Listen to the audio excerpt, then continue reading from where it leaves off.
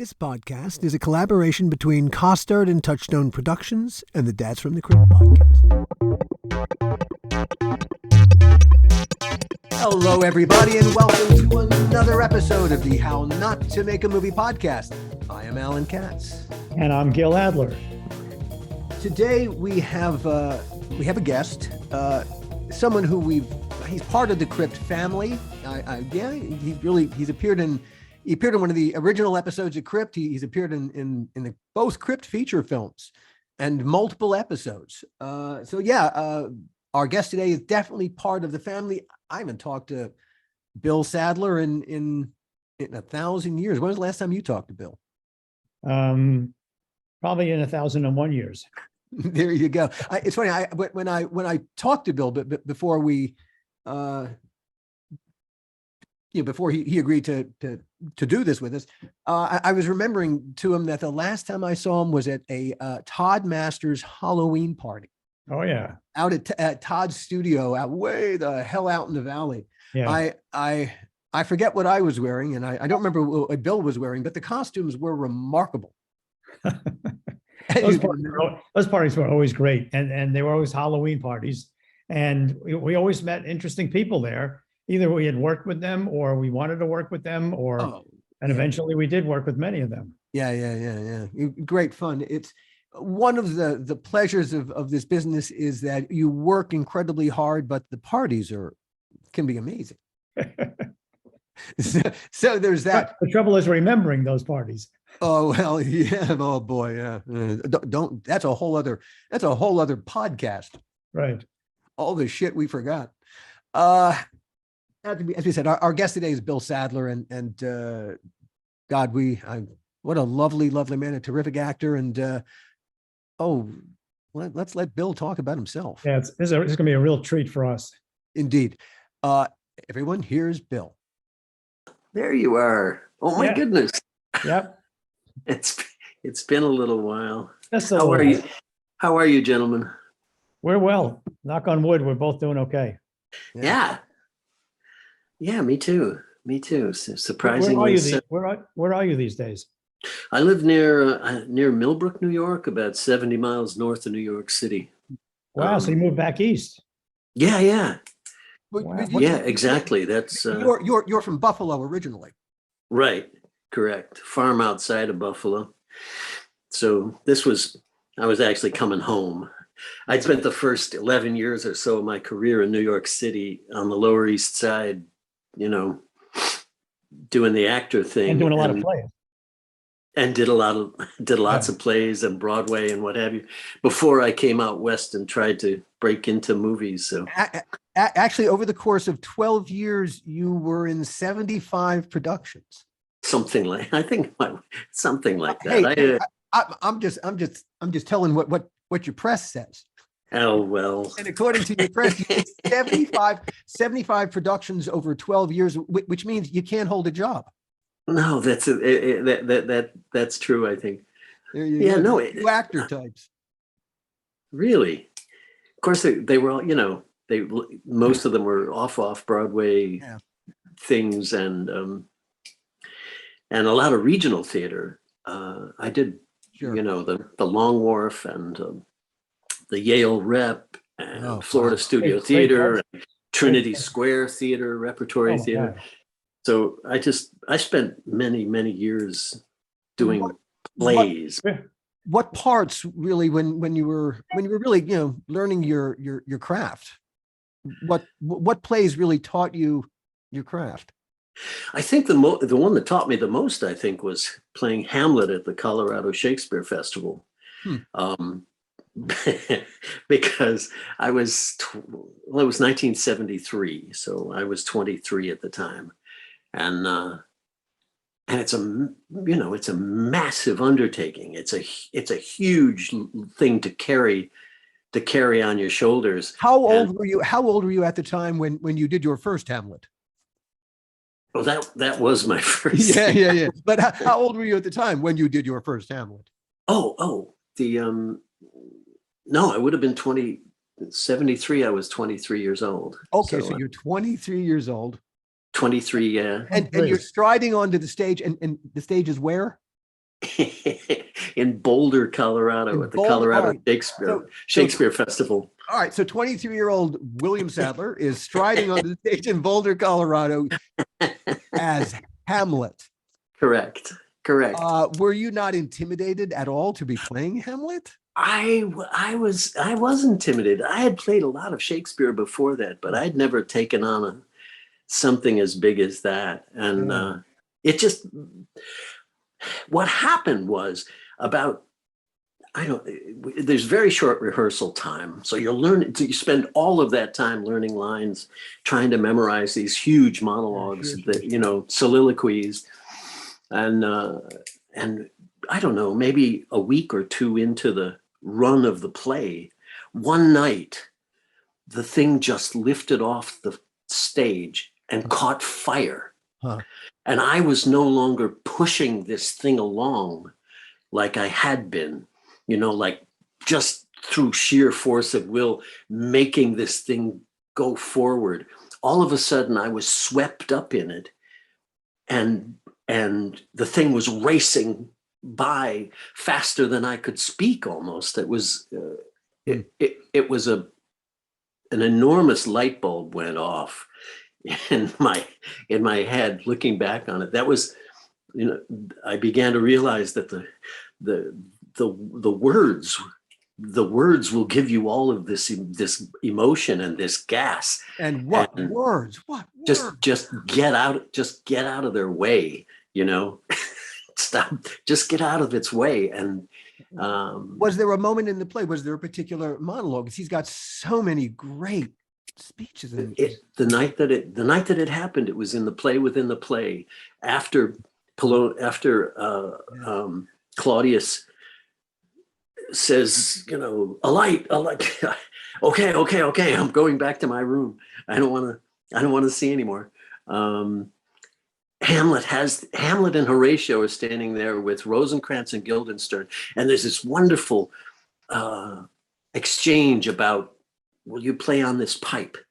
I said, I can't. No, come on, I know you can. I said, no, I can't. I said, well, you seem to know my stops. You seem to know how to play me like a fucking musical instrument, you dig. And that exchange happened so fast and so viciously that the scene was over before we knew it. And I was thrown into the scene with Gertrude, which then threw me into the next scene and so on. It was, anyway, for a young actor, it was a real eye opener. Heady stuff. Yes.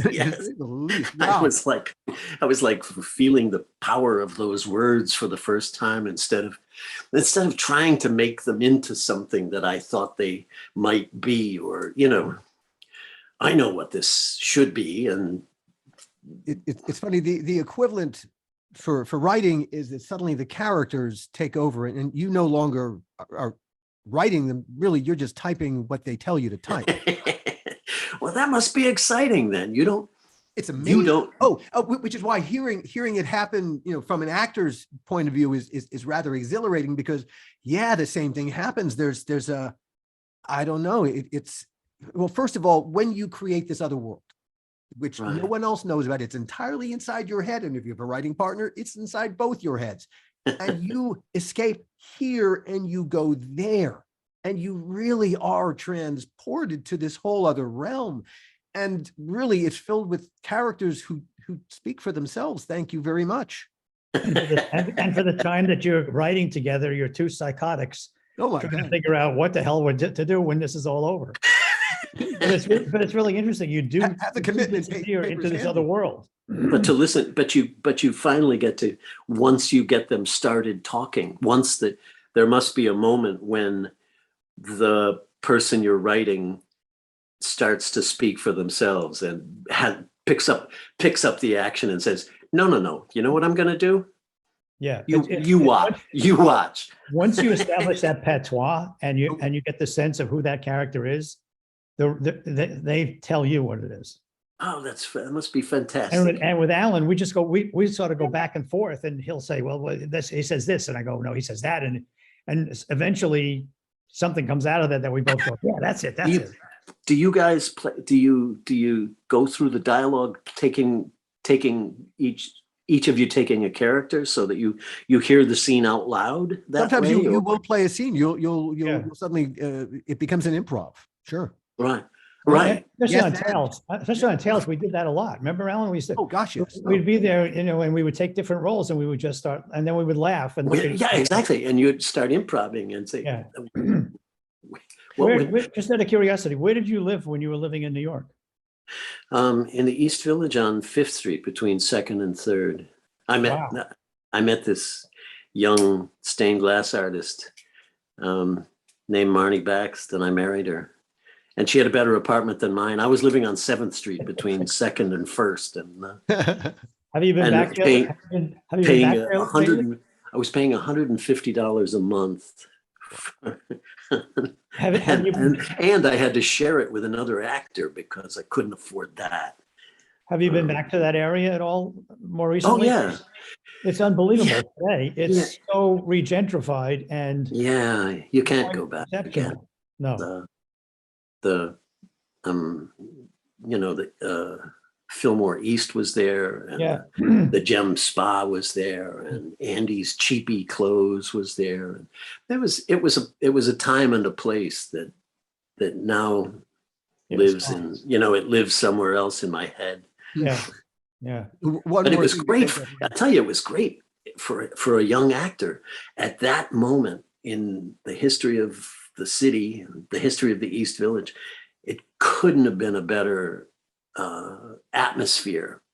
You couldn't walk down the street without bumping into a playwright, or Michael Weller was over there, and Len Jenkin was over there, and everywhere I turned, somebody wanted me to do a play for nothing. Right. Wait a minute, that was probably me. I was like, that's exactly right. You just go. Maybe we met in that. There was a great pizza place on the corner of Grand and Essex, I think. God. That I would, anytime I'd go in there, same thing. I'd always meet somebody from the theater. You'd run into somebody. I would work at the Public Theater and the Lucille Lortel Theater on Christopher Street, and for the longest time, I could walk to the theaters, and then I wrapped it up with a year and a half on Broadway and Biloxi Blues. And, right, you originated Sergeant Toomey. Correct. Yeah, and then out of that came the first movie, which was Project X with Matthew Broderick, and I think I was cast because of my work on Biloxi Blues. Yeah. Now, when you headed out from New York to Los Angeles, what was your view of yourself as an actor? What, as you arrived in Los Angeles, what did you think you were going to be? I guess what I'm asking is I sort of felt like I had landed on Mars. None of this. I had won awards. I'd won an Obie Award and a Drama Desk and a Clarence Derwent Award, and so on and so all of this stuff and all of these years of theater. And I got to LA, and none of it seemed to matter at all. I mean, it mattered.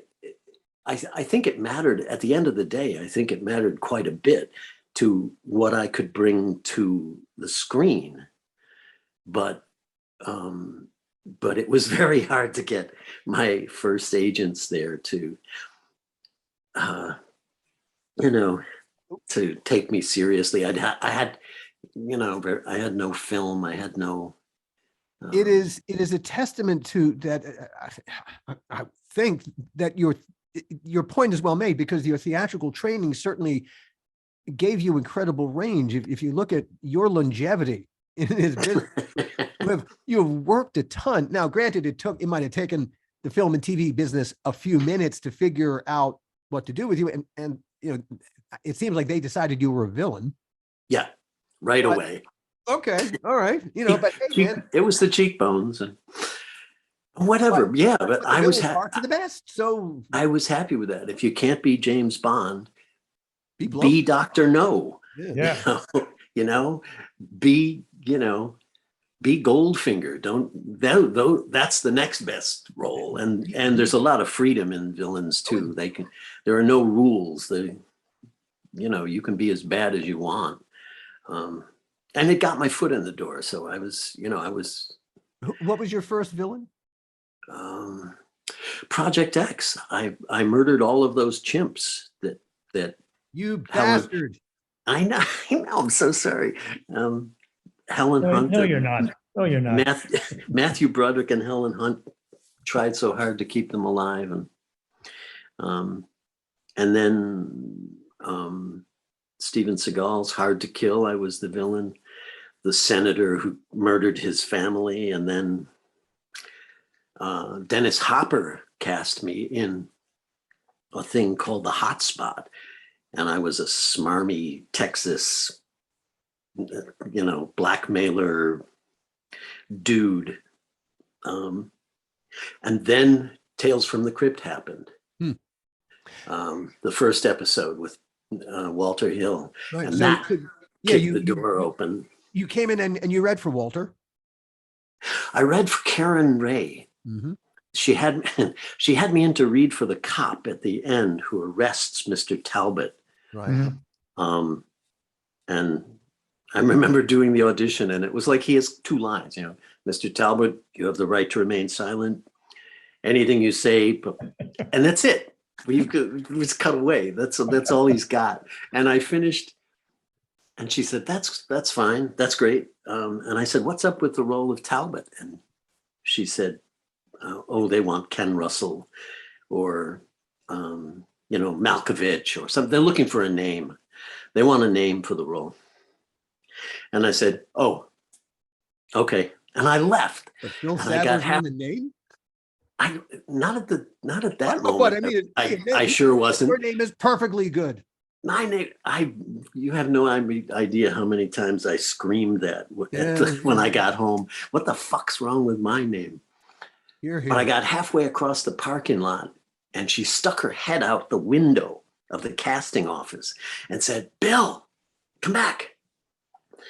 And out the window, she handed me the sides for Niles Talbot for the executioner. She said, "Black out your teeth and grease your hair because you're too cute.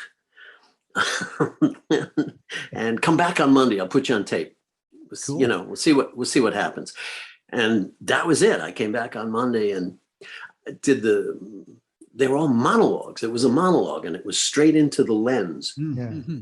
And I had, back in New York, I won the Obie Award that I won was for a 45-minute monologue to the audience.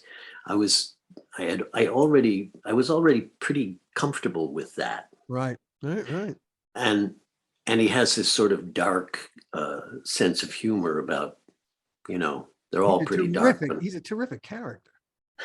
And I just kind of leaned into it, and Walter and the guys all said yes, and I did it.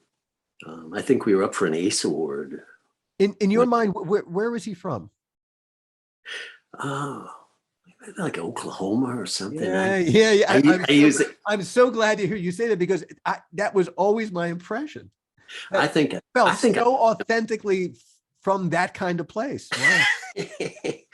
I know. I don't know that there's anything in the script that suggested that, but I made him. No. But I made him from down there somewhere, and he felt very particular. He was not a generic person. You brought some very, as I said to you the other day on the phone, your damned voice is locked inside my head. There's a easy peasy Japanesey.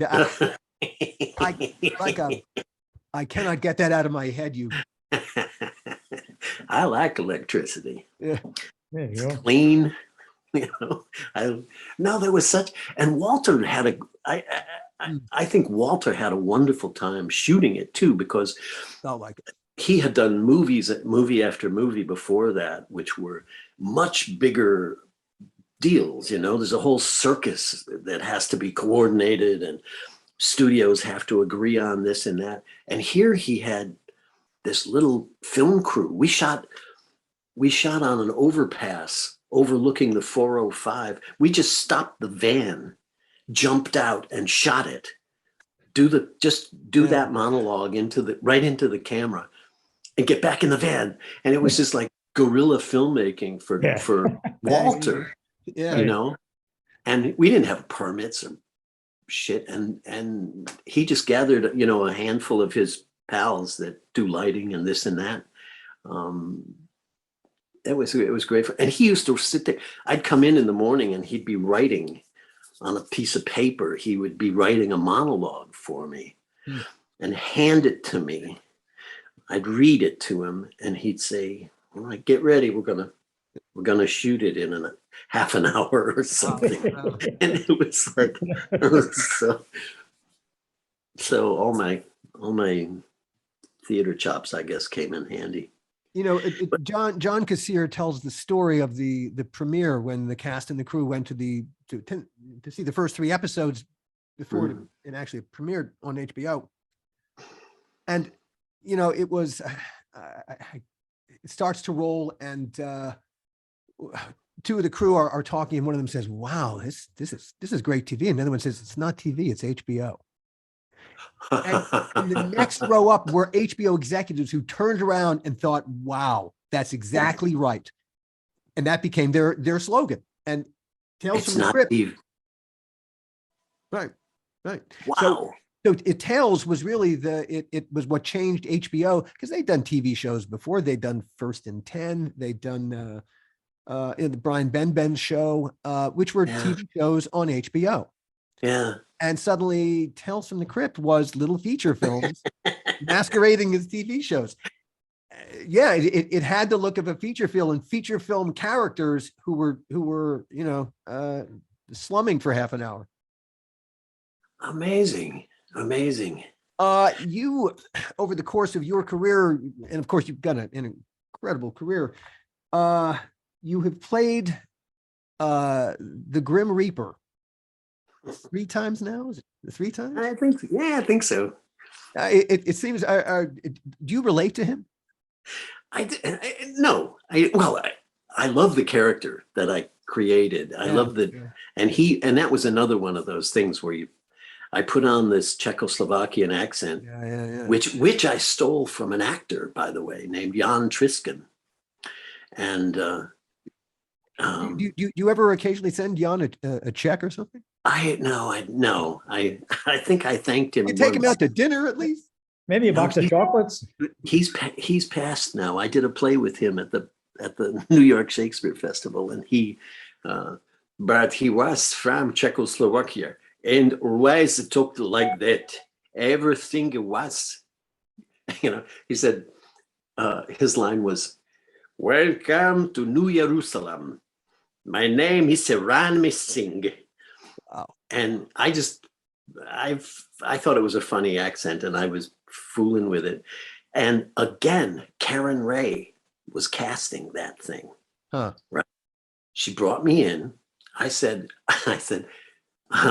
told my agents, I want to do an accent for it. And they asked casting, and casting said, oh, no, you probably shouldn't.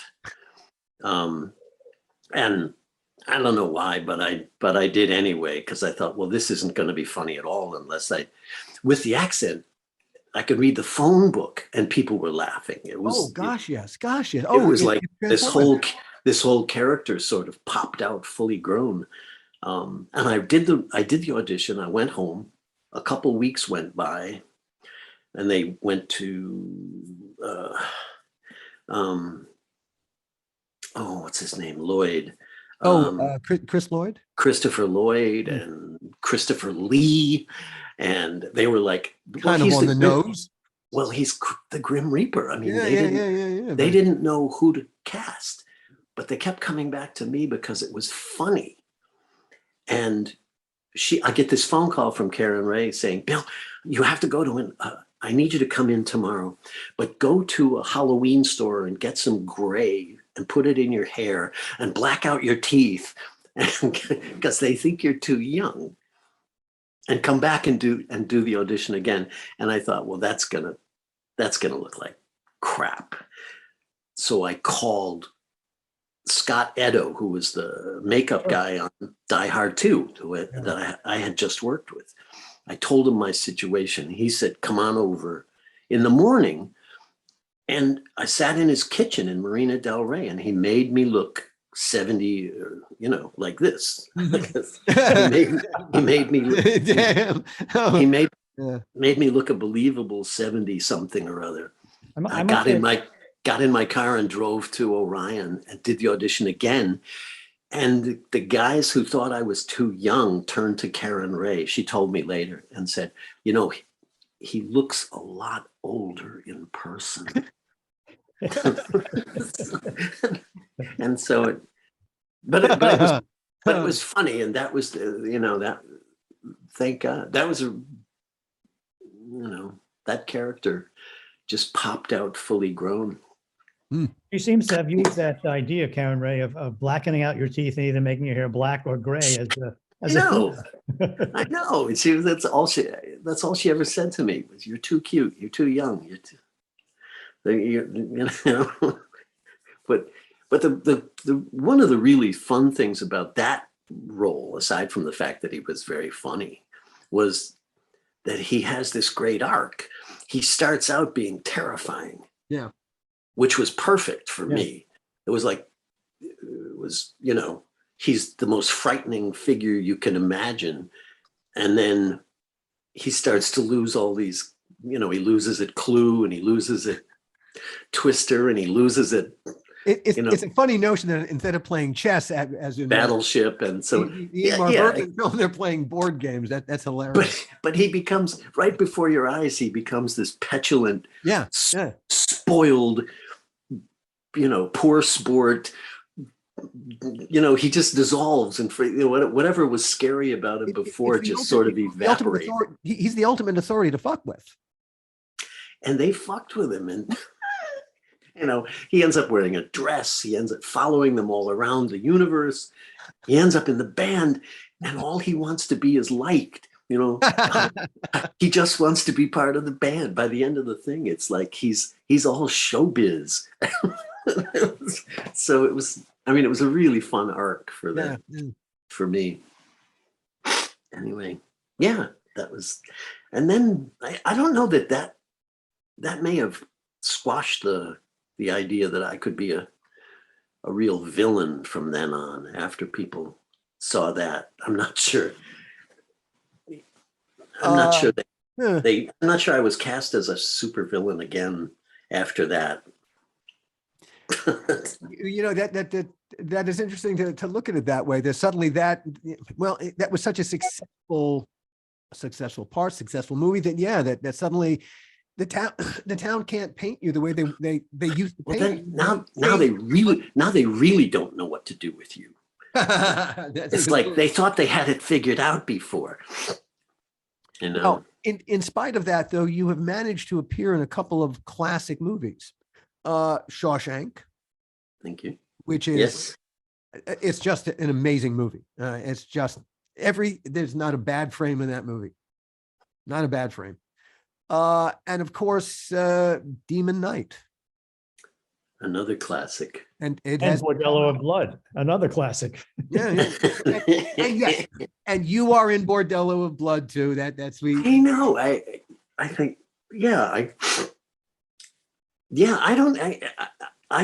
I always thought that Demon Knight was a terrific film. From as we were making it, we were having so much fun. Again, it was like it was like all these kids loose in a. Where were we in a airplane hangar in Van Nuys? The Van Nuys airport. Yeah. Right. You're not in a studio.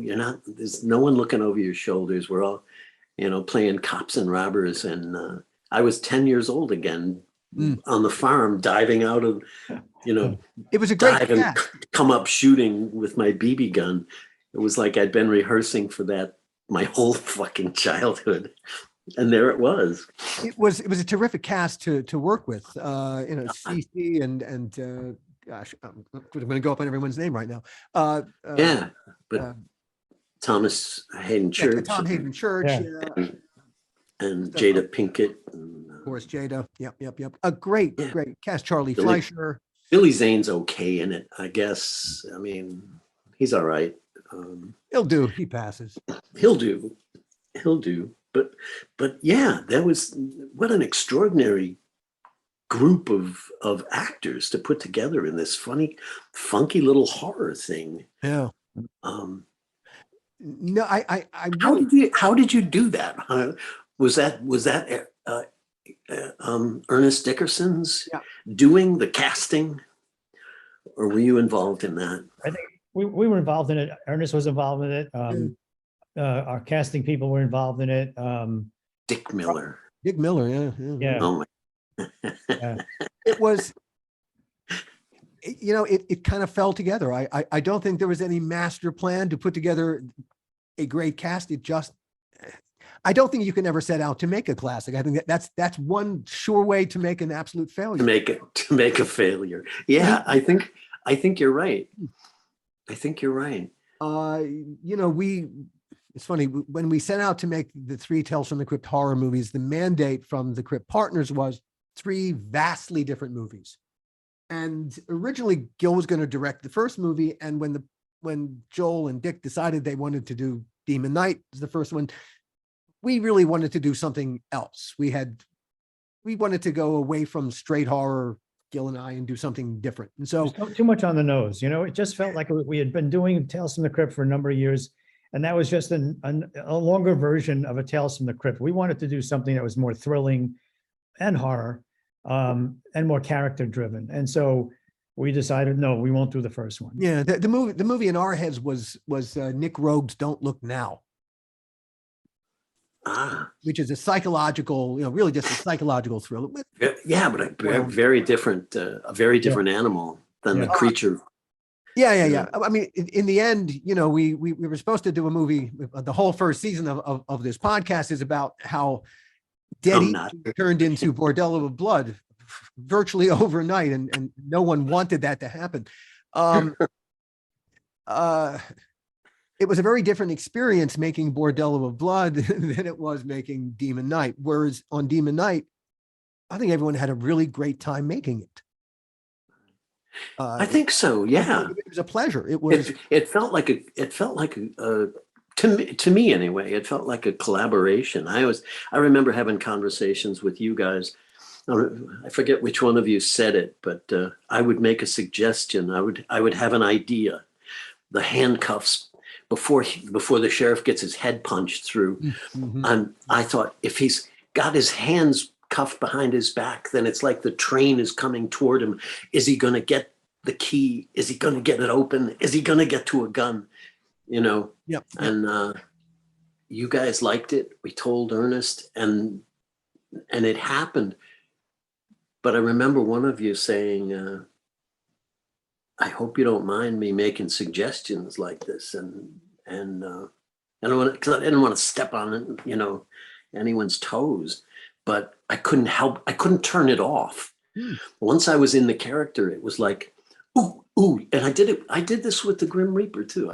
I think I've done it with every time I've ever been wonderful in a Okay, fair enough. I go, no, but every time it's just been an outstanding performance.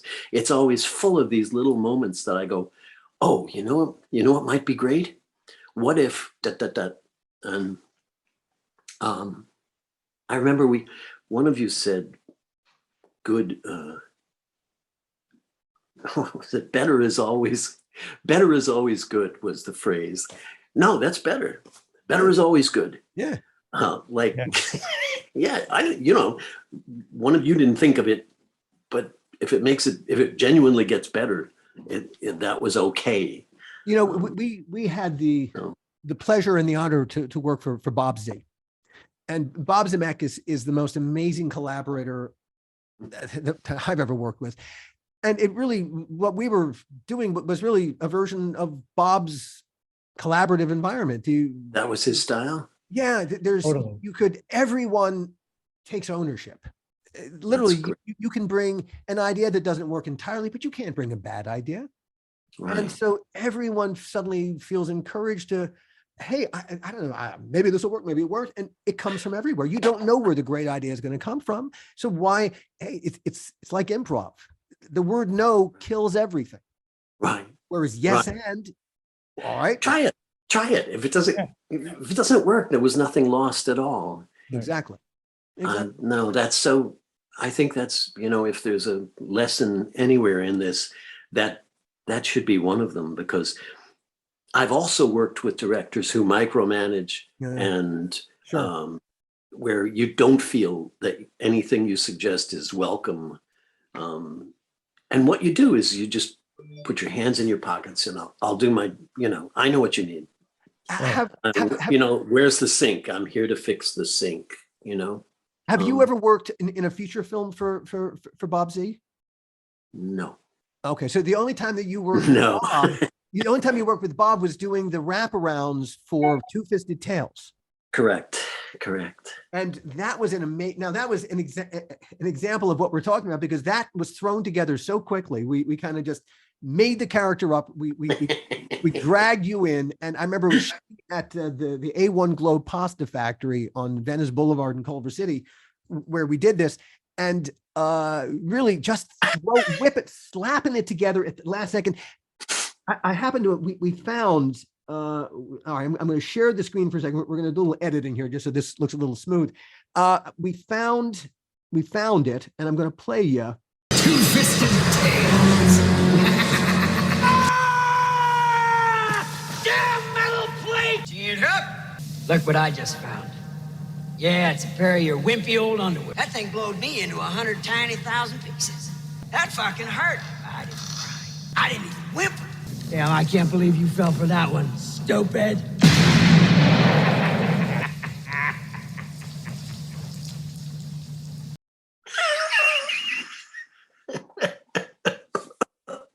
There you go. You never took any slugs, did you? There you go. Oh my I God. thought that was so much fun working that day. Jesus Christ. I think I was trying to channel George C. Scott. Was it Buck Turgison, his character from Dr. Strangelove? Exactly. Buck What Turgison. do you think you're doing? You never took any slugs. Oh, it was a great character. It breaks my heart that series never got picked up, because that would have been a fun character to write for. That would have been swell. So you also appeared in, well, we talked about Shawshank. When you got the script for Shawshank, did it feel like it was going to be that kind of movie? No, not really. Actually, Frank Darabont was a writer on Tales from the Crypt. Right. Yeah. And Frank. I had stopped by to visit for some reason after the series was launched. And in that first season, I think, I stopped by to visit the set, and Frank came up to me and said, I'm writing this movie. I want you to be in it. It's called Rita Hayworth and the Shawshank Redemption. And he sent me a copy of not of the script, he hadn't written it yet, of the novella, the Stephen King collection of stories. And I don't think he was sure what he wanted me to play in it, but he liked the character that I had done in Tales from the Crypt enough. He said that was what he wanted, and he was going to use me somewhere in that movie. And to be honest, I don't think any of it. We all knew it was a strong story, but I don't think any of us realized at the time that it was going to resonate the way that it has with people, with audiences, just year after year after year. To achieve timelessness. It opened in theaters and closed. It died, and nobody went to see it when it first came out. It's not a great name. No, it's a terrible name. It's an awful name for a film. Yeah. And when you tell people about it, well, it's a prison movie. Yeah. And it's like, oh, great. you know, and then it was nominated for all these Academy Awards. So they brought it out again, and made it available. And then Forrest Gump won everything in sight that year. Good year for films, by the way. But it showed up, and then I think it was really discovered on video. I think people started to watch it rent it from video stores and Blockbusters and what have you.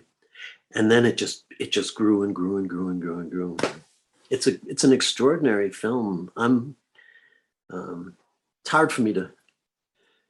I have trouble watching some of my early movies as I was learning this craft, learning to work for cameras. But that one, that was really fun. And it's beautiful. It's beautifully done. There's so much heart. I remember thinking when we were sitting around those dining hall table scenes, when I won all the cigarettes in that bet, and that got Fat Ass killed. Again, there were all these little things that kept me engaged, that I could invest in the character. Things like I won the bet, and Fat Ass is screaming his head off, and here comes the guards, and I start saying, "Shut up, shut up, shut up," you know. Come on, I didn't mean to get him killed. I just wanted to win the cigarettes. You know, he doesn't know what's coming, and I do. And I remember sitting at those dining hall table scenes with James Whitmore over here, and Morgan Freeman across the way, and Tim Robbins over, and it's like nobody wants to drop the ball. Every single person there brought their A game, I think. A+. Also, just by the way, it was the only movie I've ever done where we rehearsed. They brought us to this prison in Ohio like 2 weeks before we started filming. And because he wanted us to have all the little connective tissue, the little relationships with each other in the group, the body language. All the little byplay and the looks and the teasing and the grab assing stuff. So you wouldn't be acting it. Well, like that, it would look like we knew each other for 19 years. Right. No, I mean, it's one of those things where, it's the difference between being and acting, and being, the camera will always catch you acting. Yeah. Yes. That's true. One of the things that when I think of all the actors that I've ever hired and cast, I never looked for anyone to act. That's the last thing I wanted any of you to ever do. Please stop acting. Just be. Just be who you are as honestly as you possibly can be, and that'll be perfect. Thank you. I agree. It took me a long time.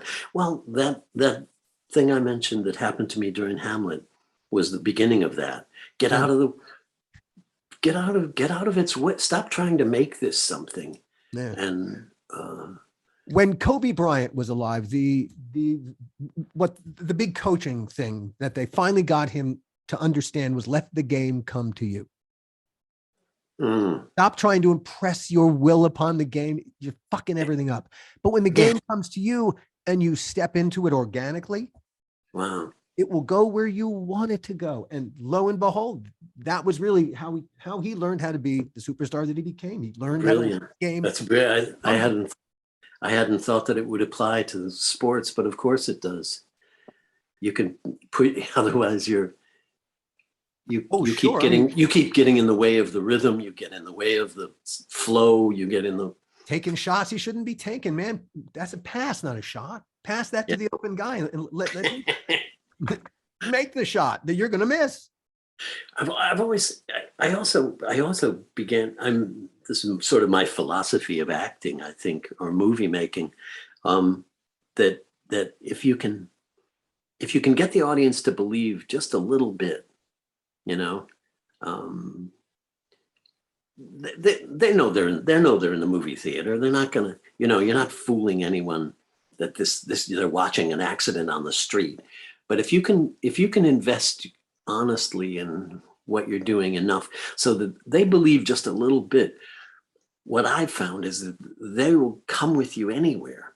Yes. You can tell them any story you want. Yeah. And they'll come with you to Mars. They'll believe that demons are outside the door. Absolutely. But they have, as soon as they stop believing that character is in that situation, everybody in the room sits back and goes, okay. It's like, oh, here come the demons. Yeah, that looks like a tough scene. And the trouble is you can't get them back. I mean, once you have them and you lose them, it's really almost impossible to get them back. Yeah. Our species loves being told stories. I think we're the only animal that I know of that tells stories to each other. But well, that we know of. That we know of, yes. I'd love to know woodchucks or some, whales probably tell each other stories too. God, I hope so. I hope that's true. I really, really, really do. But and when we tell each other stories, we want it's got to reflect the reality that we know. If it's characters that don't feel real, what world are you? I also think we all have built into us this sort of built-in crap detectors. We're so good. Our whole lives are spent, people trying to sell us things and get us to do this or get us to do that. And we're usually pretty good at spotting the tells. Indeed.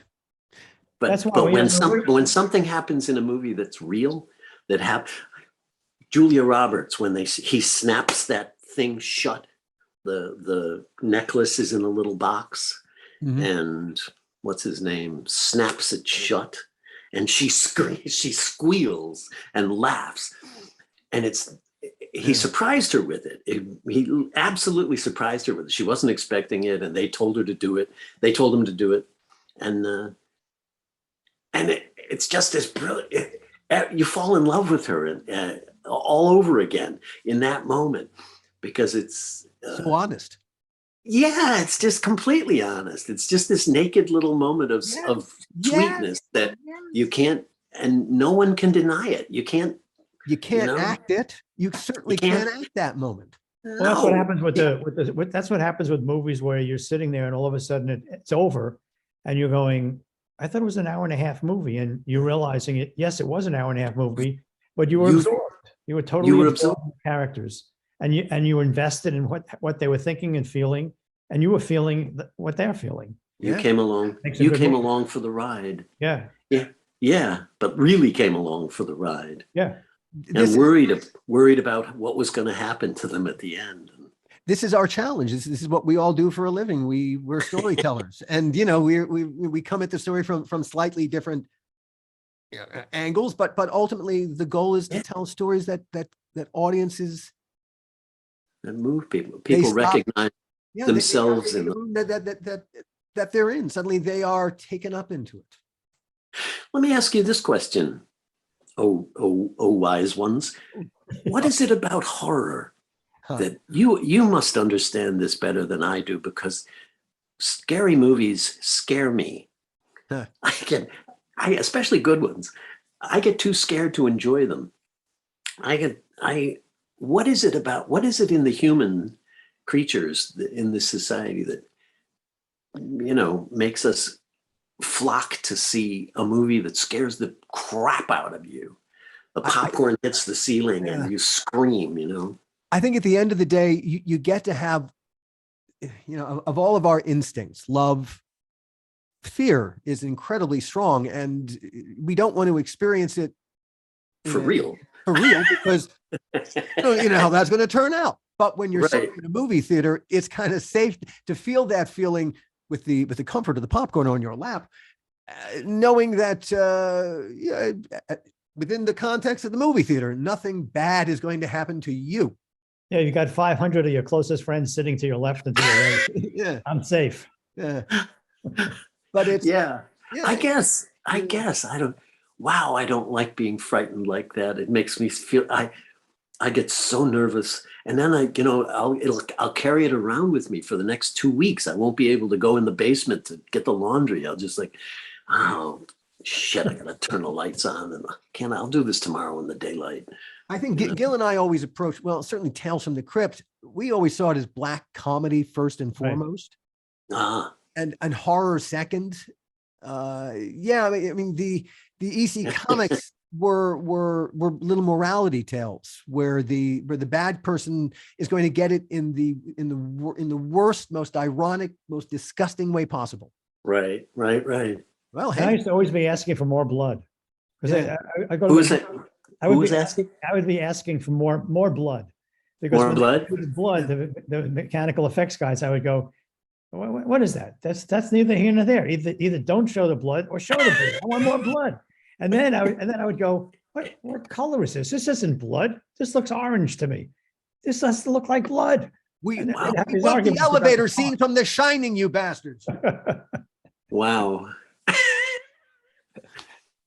I love those demons that Todd Master came up with. That Oh, yeah. their legs bent the wrong way, and how he, nipple rings and holy crap! Just they were fabulous. I thought some of those things were great. I love that thing where where Billy Zane pulls the curtain back and Jada Pinkett sees me on the wall. Mhm. And the way they did that was, well, you remember, there was like they built a plywood platform and cut a hole in it, Right. and had me lay down so that part of me sank into the hole. Right. Yes, right. And then Todd built this chest and abdomen out of latex that was torn open. For your last scene in the movie. Right, when they put the camera straight up above, looking down at it. Wait a minute. That wasn't really you? Todd Masters? No, it wasn't. That was acting. He said to me there was no. I no was take acting two. as much as I could. He said to me, "There's no take two." Billy's. Yeah. No, we're gonna tear him. We're gonna tear him in half. That was your last day on the movie. Well, Right. What do you want? No, it wasn't. No, it was when the kid stuck his tongue in my chest or whatever. I remember telling Ernest. By that time, we'd been through hell and back. We had the truckloads of dirt that smelled like pig shit. God, yes. Oh God. That Pigeons. was how not to make a movie. Good God. How not to make a movie. They had pigeons in the rafters that they had to fire off blanks to scare the pigeons away so that we could, and then say action. Right. But the earth that they found for the World War I battle scene. Right. Yeah, the World War I battle scene. I don't know. They found manure. They did. It was authentic dirt from World War I. Yeah. It was authentic. Oh my God. Yeah. It smelled like it. Yeah. I remember walking into the room that day and it was like, holy Toledo. Yeah, shit. This is what the. Yeah. It was I think they had to remove it all and get clean dirt. We if I'm did. not Yes. mistaken. That was an expensive mistake. Yeah, it was an attempt to save on the craft service and on the caterer. Worked like a charm. It was dirt cheap. As it were. This has been wonderful spending the time with you, Bill. There's one more question that we have. You have worked with so many amazing people over the course of your career. I mean, just so many. As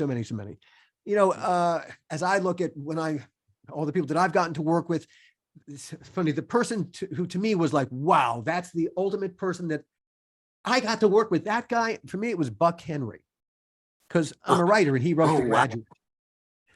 Wow. And so hiring Buck Henry for Tales from the Crypt and putting words into Buck Henry's mouth, that for me was, wow, okay, I can die a happy man now. No. I don't know who, did you ever have someone, Gil, who all the people you've ever worked with who's like. Yeah, it's funny as you're mentioning this, all of a sudden and I haven't thought about him for 100 years, was Donald O'Connor. when I met Donald O'Connor. Yeah. and I You was- worked with Donald O'Connor? On Crypt. Yeah, Yeah, he was- he did a Crypt. He did a Tales. And so I was sitting next to him and I was just blown away. I was sitting here thinking to myself, this is the guy from Singing in the Rain and on and on. Yeah, right. Make And him I'm sitting laugh. next to him. Make him laugh, guy. And we're having coffee and talking about crime and talking about blood. And I'm talking to Donald O'Connor. It was surreal for me. Wow. Who is yours, Bill? Then I guess it might have to be. It might be Morgan Freeman. It was just. I was. Oh gosh, worked with Al Pacino. I mean the people that you have to pinch yourself and say, Yeah. "Holy shit, I'm doing this scene with." Yeah. I just did an HBO miniseries with Steven Soderbergh directing called Full Circle, and Dennis Quaid plays my brother. That was fun. But Claire Danes and I had these knockdown, drag out scenes. And that was impressive. I was just a little bit in awe. I had to keep remembering, bring myself back down to earth. And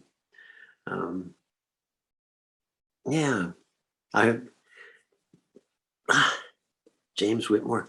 I wish I'd thought about this before. I'm sure as soon as we say goodnight, I'll think of three more. We'll have to have you three back. more people. Yeah. Well, The best, I think maybe the best director I ever worked with was Bill Condon in Kinsey. I played a real pervert in Kinsey. that was a really a challenging role to play someone that dark. Wowie zowie. And the choice that I had made was that he's meeting Kinsey, so Kinsey can take down his sexual history. And the choice that I made as an actor is that he's thrilled.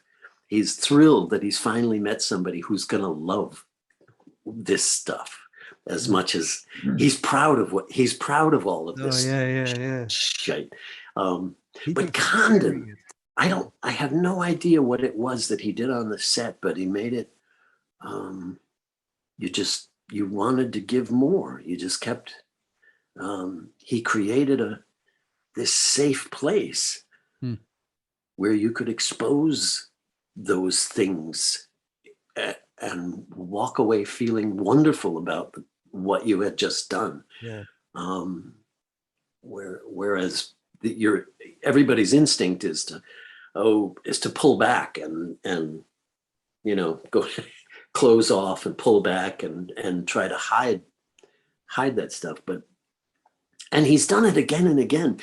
There's a reason that Eddie Murphy was nominated for an Academy Award. Again and again and again, he finds a way to bring things out of actors that they didn't even. Sometimes I'm sure they didn't even know was in them. So much. Anyway, yeah. Bill, thank you so much for your time today and for sharing so many stories about so many intimate stories about your process. Thank you. This has been fun. And I missed you guys. It's been and revealing how big a schmucks we were all those years ago working on some of this stuff. Yeah, that too. You weren't schmucks. I'm telling you, you made it. I kept coming to you and you kept saying, "Look, hey, better is great." It was a collaborative effort and you guys made it possible. So thanks for saying that. And it all starts with the story. I mean, it has to. Yeah. We look forward to working with you in the future, frankly. I think you have my phone number. Yeah. I think we do. Now we do. Now we do. Okay. Again, thank you, Bill, so much, and we'll and thank you everyone for listening. We'll see you next time. The How Not to Make a Movie podcast is executive produced by me, Alan Katz, by Gil Adler, and by Jason Stein. Our artwork was done by the amazing Jody Webster, and Jason Jody, along with Mando, are all the hosts of the fun and informative Dads from the Crypt podcast. Follow them for what my old pal the Crypt Keeper would have called terrific crypt content.